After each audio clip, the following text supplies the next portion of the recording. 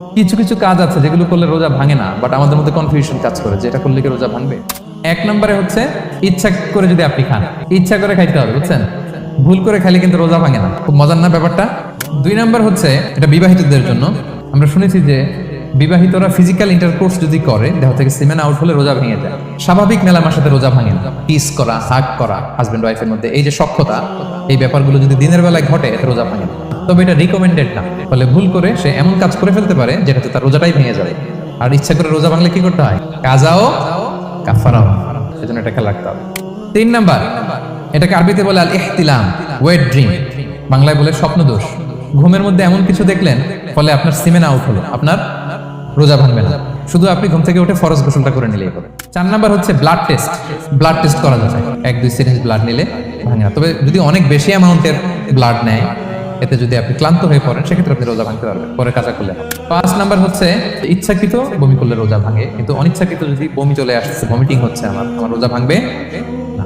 6 নম্বরে nose bleeding, নাক দিয়ে অনেকে রক্ত পড়ে না, নাক দিয়ে রক্ত ঝরলে মানুষের রোজা ভাঙে, আনলেস যদি অনেক বেশি অ্যামাউন্টের হয়, আপনি ক্লান্ত হয়ে পড়েন, তখন আপনি রোজা ভাঙতে পারবেন।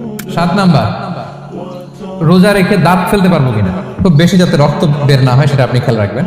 দাঁত ফেললে যে রক্ত বের হয় এতে রোজা ভাঙে না। 8 নাম্বারটা হচ্ছে ইনজেকশন। রোজা রেখে ইনজেকশন দেওয়া যাবে কিনা। কিছু কিছু ইনজেকশন দেওয়া যাবে, কিছু কিছু দেওয়া যাবে না। এনার্জেটিক ইনজেকশন দেওয়া যাবে না। যে ইনজেকশনে ফুড সাপ্লিমেন্টারি আছে, যেটার মধ্যে নিউট্রিশন ভ্যালু আছে, এই ইনজেকশনগুলো দেওয়া যাবে না। এমনও ইনজেকশন আছে যেটা দিলে 7 দিন আপনার আর খাওয়া লাগবে না, একেবারে তরতা যাবে, এটা করলে রোজা ভেঙে যাবে, এগুলো দেওয়া যাবে না। কিন্তু পেইন কিলার যে ইনজেকশনগুলো আছে এটা দিতে পারবেন। অ্যান্টিবায়োটিক ইনজেকশন দিতে পারবেন, অ্যানেস্থেটিক ইনজেকশন দিতে পারবেন, এই জাতীয় মেডিকেশন ইনজেকশনগুলো দিতে পারবেন।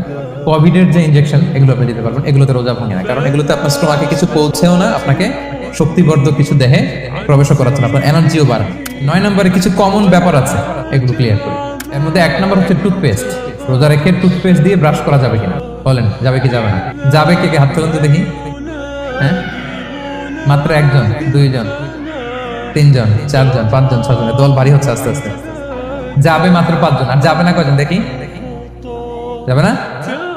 যাবে না, দল ভারী না? এই সুন্দর বলছে, যাবে কিন্তু না করাই ভালো।